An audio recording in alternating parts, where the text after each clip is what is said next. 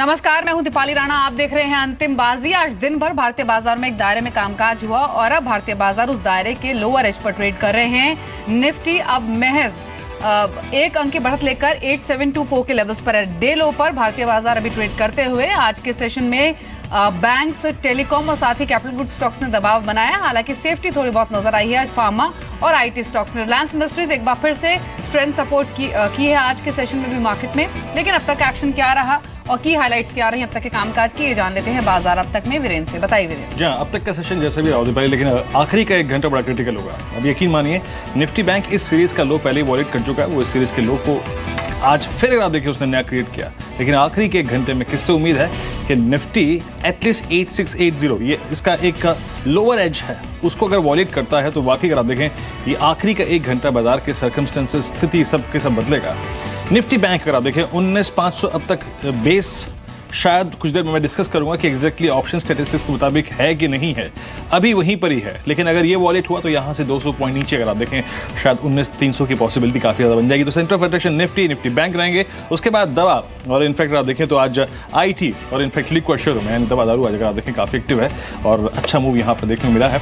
Volumes काफ़ी strong हैं और डिफेंसिव्स में अगर आप देखें फार्मा अपना कमाल दिखाता है और साथ ही साथ ओएमसी शेयरों में अगर आप देखें, मैं जो डेरिवेटिव्स के स्टैटिस्टिक्स थे वादा कारोबार के वो दिख रहा था, उसमें रोलोवर सबसे ज़्यादा स्ट्राइक करता हुआ ये स्पेस है। ये है एक दो स्टॉक्स और जिसका जिक्र मैं कुछ देर में करूंगा। लेकिन आखिरी में आप देखें तो आज ओएमसीज के बाद फार्मा केमिकल शेयरों में आज काफ़ी अच्छी खासी मजबूती दिखाई। बिल्कुल, फार्मा स्टॉक्स ने आज स्ट्रेंथ दिखाई है। चुनिंदा आईटी स्टॉक्स ने भी आज परफॉर्मेंस शो की है। और आप देखिए एक्शन वाले शेयर्स आपकी स्क्रीन पर, जिसमें सबसे ऊपर है औरबिंदो फार्मा 2% ऊपर अभी भी। Zee entertainment, Lupin, TCS, Reliance communication एक अच्छा मूव लेकर ये स्टॉक्स कामकाज कर रहे हैं एक वॉलेटाइल मार्केट में भी। कुछ और शेयर्स भी हैं जिनको हम शामिल करेंगे अंतिम बाजी में। Midland, Orchid Pharma, Global Spirit, Nocil और गोवा कार्बन है small cap mid cap category के ये शेयर्स, जहां पर हम ऑलमोस्ट 19% तक का सर्ज भी देख रहे हैं। जी हाँ, हालांकि सुबह से अगर आप देखें अगर लाल निशान में निफ्टी को पढ़ने का दुर्भाग्य किसी को मिला है तो वो मेरे को ही मिल रहा है। 8720 अब लाल निशान में निफ्टी करीब 2 अंक नीचे और ऑलमोस्ट डे लो की ट्रैजेक्टरी में। और देखिए इसके पीछे खड़ा कौन कौन है आज। इसके पीछे बीपीसीएल खड़ा है, कल का टॉप प्राइस गेनर। एलएनटी जहां पर विश्वास अगर आप देखें ट्रेडर्स का डगमगाया है और बेस को वॉलेट कर रहा है। देखिए एलएनटी का टूटना इसलिए भी अगर आप देखें खल रहा है क्योंकि ये 1520 फाइनली पार नहीं कर पाया और द डाउन साइड अब ये अपने सपोर्ट्स को ब्रीच कर रहा है।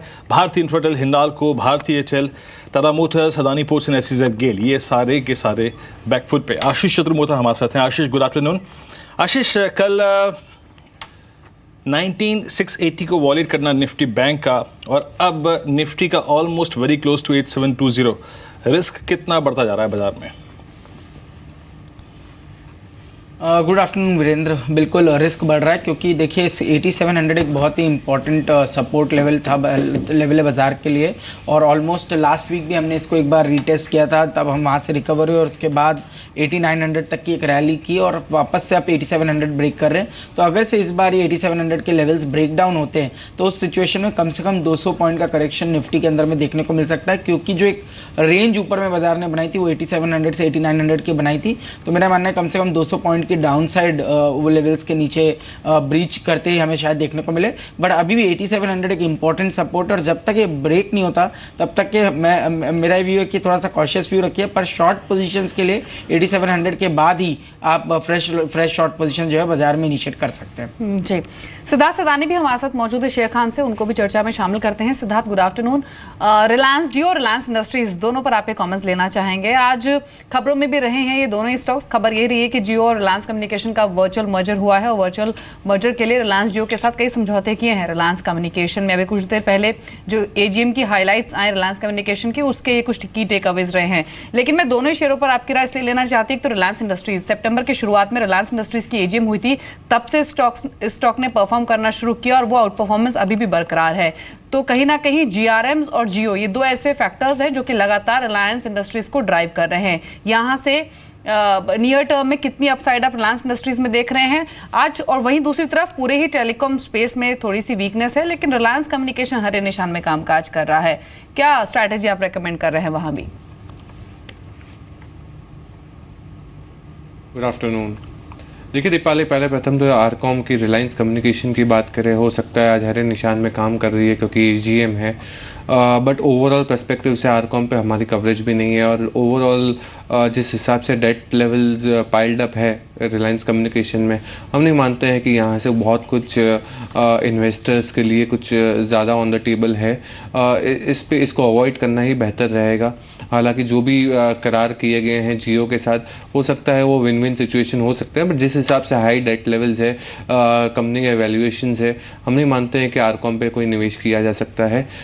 बात रही रिलायंस इंडस्ट्रीज़ की, हम काफ़ी कंस्ट्रक्टिव है रिलायंस इंडस्ट्रीज़ को लेके, specially on the traditional part of the business जो पेटकेम और refining side of the business है।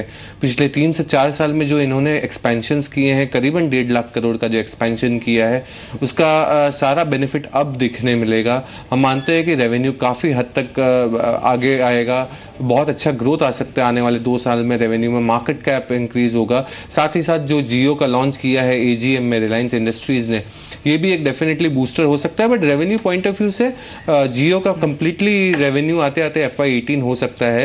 हालांकि अभी ट्रायल पीरियड में है और जनवरी से कमर्शियल स्टार्ट होगा। तो मैं मानता हूँ कि Reliance industry on the back of traditional set of business बहुत ही उम्दा लग रहा है। हमारा टारगेट पे 1250 का है रिलायंस इंडस्ट्रीज़ के लिए। जहाँ इस बीच आज रिलायंस कम्युनिकेशन की एजीएम जो थी, इनफैक्ट एरी समूह की अगर आप देखें तो आई थिंक स्टॉक्स को एक बार देखते हैं और उसके बाद एग्जैक्टली ये वर्चुअल अगर आप देखें मर्जर के बारे में मिस्टर मनी ने कहा क्या, पहले उनको सुन लेते हैं, उसके बाद स्टॉक्स का हाल देखेंगे एक बार। Amongst the many initiatives that we have taken, number one is the agreements that we've signed between Reliance Communications and Reliance Jio. For all practical purposes, as one of the shareholders mentioned,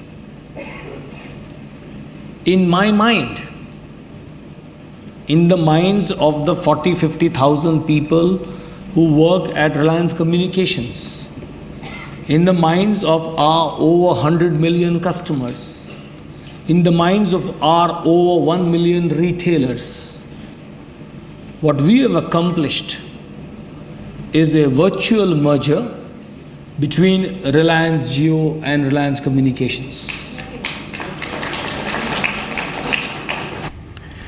चलिए, ये virtual merger और क्या है ये virtual merger, थोड़ा समझने की कोशिश करते हैं। और क्या क्या ये ऑप्टिमम यूटिलाइजेशन ऑफ रिसोर्सेज क्या कहेंगे आप इसको, ये कहेंगे सिद्धार्थ? बट क्या ये ऑप्टिमम यूटिलाइजेशन आपके 48 के प्राइस को 58 कर सकता है, 68 कर सकता है, 78 कर सकता है?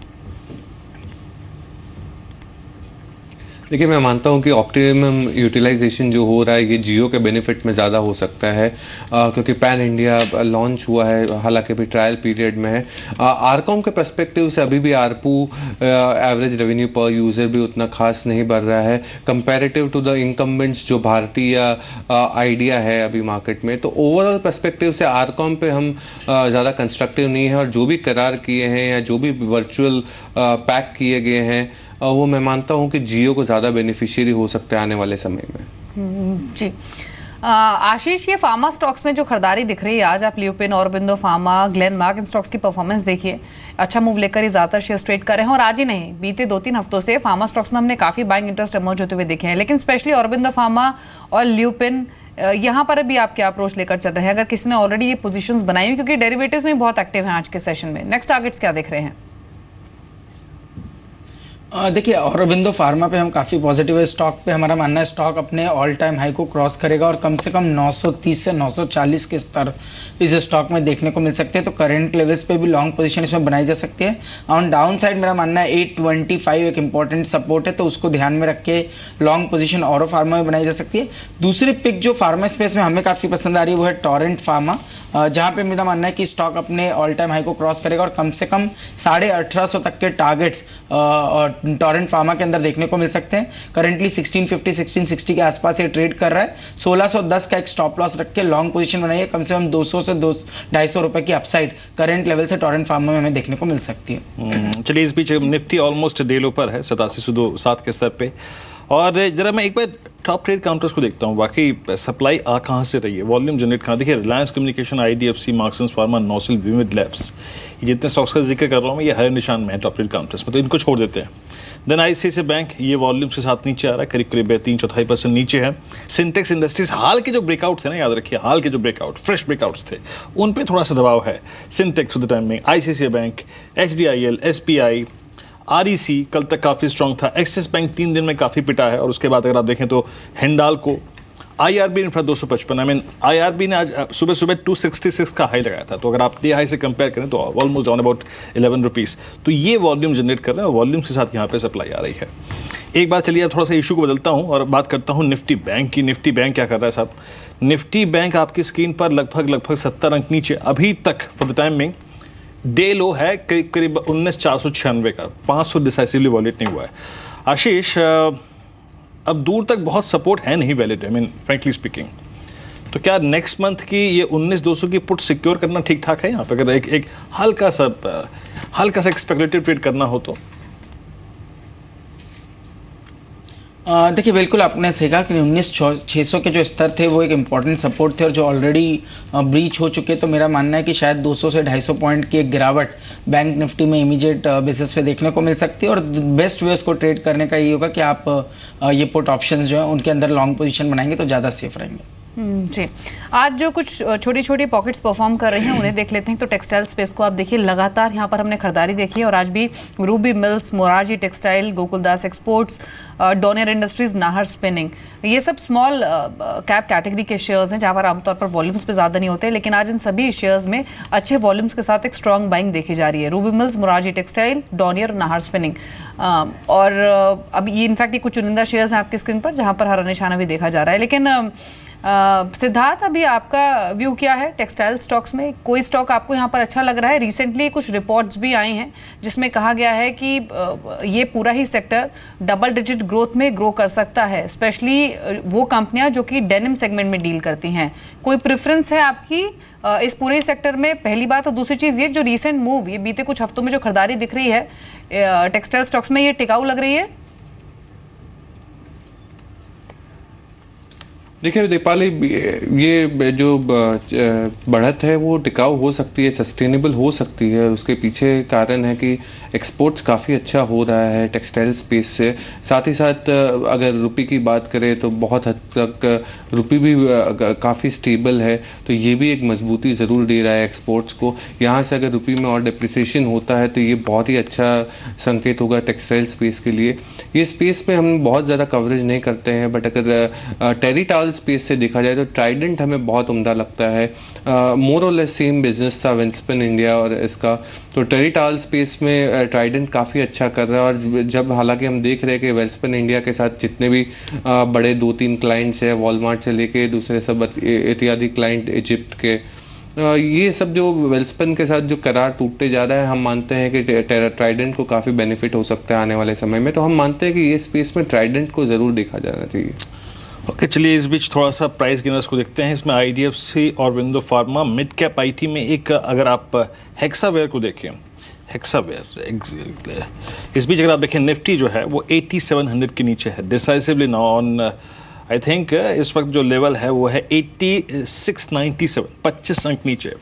और देखिए ये हमारी सीरीज़ का जो लो है ना वो रिविजिट कर रहा है ऑलमोस्ट। मैं आपको बताऊं, तारीख थी 14 सितंबर का लो था करीब 8688, that we are approximately 9 points, 9 अंक ऊपर हैं। अब ये दोनों ही इंडिसेस के लिए, निफ्टी बैंक के लिए भी और निफ्टी के लिए, देखिए कल क्या हुआ था कि निफ्टी ने, बैंक ने पहले ब्रेकआउट डाउन दिया था और अभी इसका लास्ट टाइम जब हम यहाँ पे आए थे ना 8688, तो पहले निफ्टी ने इसको विजिट किया था, निफ्टी बैंक ने बाद में विजिट किया था। इस बार निफ्टी बैंक ने पहले ब्रेकडाउन दिया है, ये रिविजिट कर रहा है। तो बड़ा एक चुनौतीपूर्ण समय है बाजार के लिए, पर याद रखिए बहुत ज़्यादा भावनाओं में बह के शॉर्ट टर्म मत सोचिएगा अभी, क्योंकि डेरिवेटिव एक्सपायरी बेहद नज़दीक है और लोअर्स के टाइम ऐसी टर्बुलेंस होती हैं अमूमन। आशीष, इन लेवल्स पे शॉर्ट करना या फिर शॉर्ट के बारे में सोचना, आई मीन बहुत कम ट्रेड्स अवेलेबल हैं राइट नाउ मार्केट्स में, फ्रेंकली स्पीकिंग, शॉर्ट्स के बारे में सोचना क्या ठीक ठाक है एट 8700, 8695?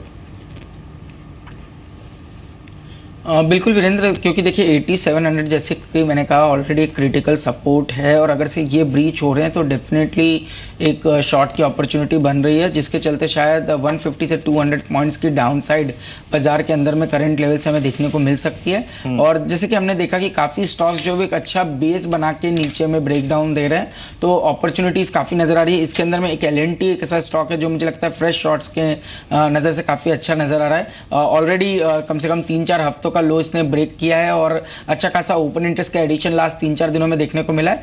तो कम से कम 1380 से 1400 के टारगेट्स LNT के अंदर देखने को मिल सकते हैं। करंट लेवल्स पे शॉर्ट कर सकते हैं, और 1465 1470 का एक स्टॉप लॉस रख के ये शॉर्ट पोजीशन 2-3 दिन के लिए रखी जा सकती है।